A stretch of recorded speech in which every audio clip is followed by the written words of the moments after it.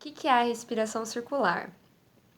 A respiração circular, ou rebirthing, ou na tradução renascimento, ela foi descoberta por um americano na década de 60 chamado Leonard Orr.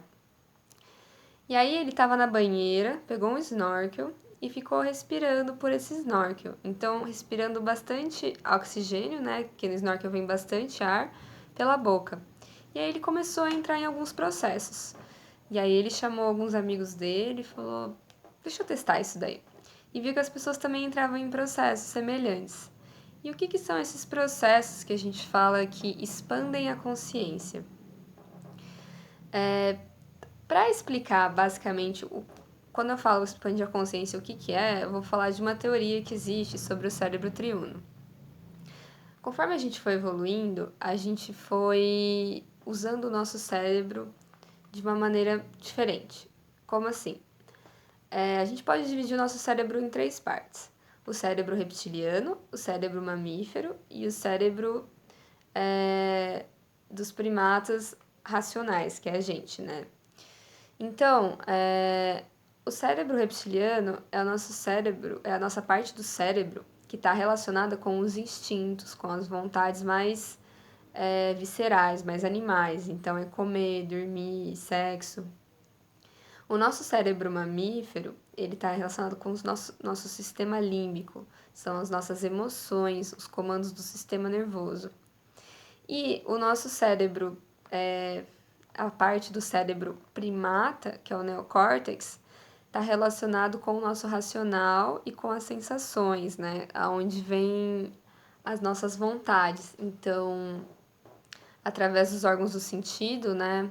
Olfato, paladar, visão, audição e tato, a gente percebe o mundo e cria um crivo, né? De quero, não quero, gosto, não gosto.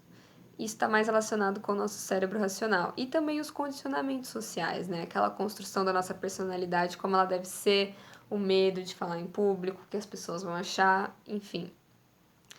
E o que acontece? Quando a gente respira nessa técnica, a gente tem como se fosse uma supressão do nosso cérebro racional, que é o mais atuante hoje em dia, e entra mais em estados da parte do cérebro mamífero e a parte reptiliana, que, como a gente usa muito mais racional, elas foram entrando mais no nível inconsciente. Então, o cérebro, no desenvolvimento dele, para ele processar tudo isso, o cérebro reptiliano e o cérebro mamífero, eles entraram mais no piloto automático, como se fosse um computador rodando esses softwares sem a gente ter consciência.